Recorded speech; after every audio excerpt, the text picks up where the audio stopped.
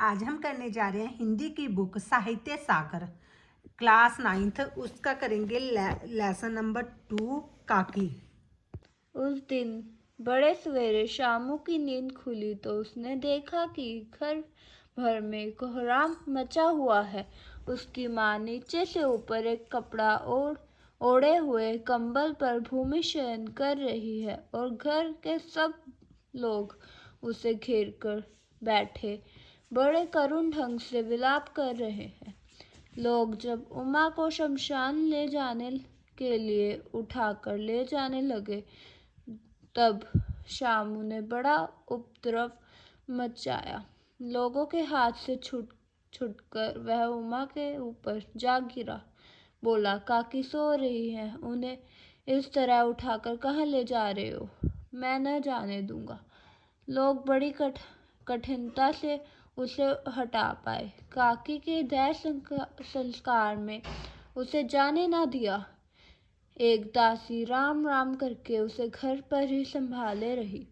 यद्यपि बुद्धिमान गुरुजनों ने उसे विश्वास दिलाया कि उसकी काकी उसके मामा के यहाँ गई है, परंतु असत्य के आवरण में मृत्यु बहुत असत्य परंतु असत्य के आवरण में सत्य का बहुत समय तक छिपा नहीं रह सकता।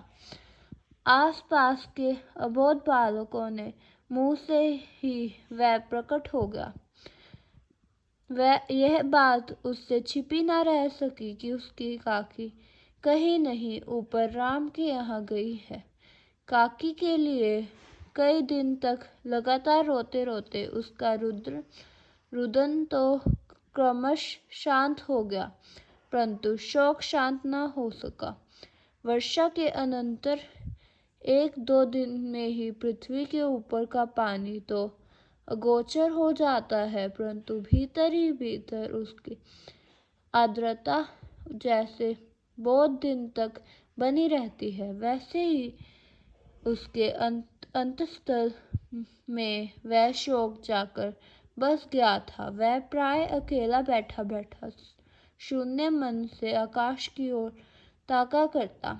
एक दिन उसने ऊपर आसमान में पतंग उड़ती देखी। ना जाने क्या सोचकर उसका हृदय एकदम खिल उठा। विश्वेश्वर के पास जाकर बोला, काका, मुझे एक पतंग मंगवा दो। पत्नी की मृत्यु के बाद विश्वेश्वर अन्यमनस्क रहा करते थे। अच्छा, मंगा दूंगा कहकर वे उदास भाव से कहीं और चले गए। शामू पतंग के लिए बहुत उत्कंठित था। वह अपनी इच्छा किसी तरह से रोक न सका। एक जगह खूंटी पर विश्वेश्वर का कोट टंगा हुआ था। इधर उधर देखकर उसने एक स्टूल सरकाकर रखा और अपने ऊपर चढ़कर कोट की जेबें टटोली। उसमें से एक चवन्नी का आविष्कार करके वह तुरंत वहां से भाग गया। सुखिया दासी का लड़का भोला शामू का समवयस्क साथी था। शामू ने उससे चवन्नी देकर कहा, अपनी जीजी से कहकर गुपचुप एक पतंग और डोर मंगा दो। देखो, खूब अकेले में लाना, कोई जान ना पाए। पतंग आई। एक अंधेरे घर में उसमें डोर बांधे जाने लगी। शामू ने धीरे से कहा, भोला, किसी से ना कहो, एक बात कहूँगा। भोला ने सिर हिलाकर कहा, नहीं, किसी से नहीं कहूँगा। शामू ने सिर हिलाकर कहा, मैं यह पतंग ऊपर राम के यहाँ भेजूंगा। इसे पकड़कर काकी नीचे उतरेंगी। मैं लिखना नहीं जानता, नहीं तो इस पर उनका नाम लिख देता। भोला शामू से अधिक समझदार था। उसने कहा, बात तो बहुत अच्छी है, परंतु एक कठिनता है। यह डोर पतली है, इसे पकड़कर काकी नीचे नहीं उतर सकती। इसके टूट जाने का डर है। पतंग में मोटी रस्सी हो तो सब ठीक हो जाएगा। शामू गंभीर हो गया। मतलब यह कि बात लाख रुपए की सुझाई गई है, परंतु कठिनता ये थी कि मोटी रस्सी कैसे मंगाई जाए। पास पास में दाम है नहीं, और घर में जो आदमी उसकी काकी को बिना दया माया के जला आए हैं, वह उसे इस काम के लिए कुछ नहीं देंगे। उस दिन शामू को चिंता के मारे बड़ी रात तक नींद न आई। पहले दिन की तरकीब।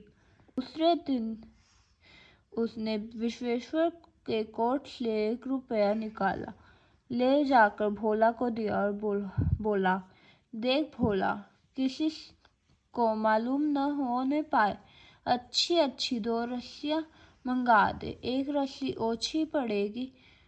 जवाहर से मैं एक कागज पर काके लिखवा रखूंगा, नाम की चिट रहेगी तो पतंग उन्हीं के पास पहुंच जाएगी।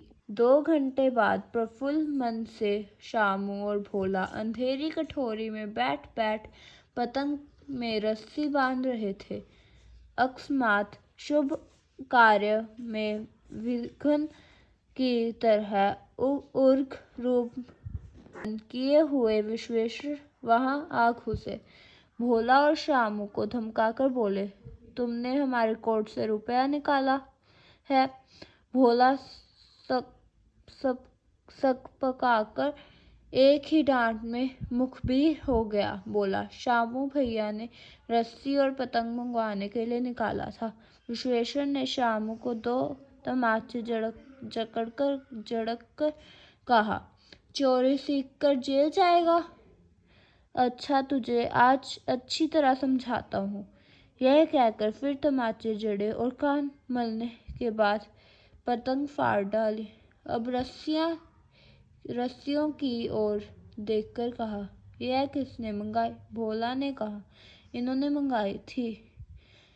इसने पतंग तानकर काकी को राम के यहाँ से नीचे उतारेंगे।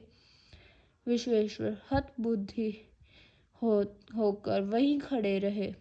उन्होंने फटी हुई पतंग उठाकर देखी। उस पर चिपके हुए कागज पर लिखा हुआ था, काकी। Thank you.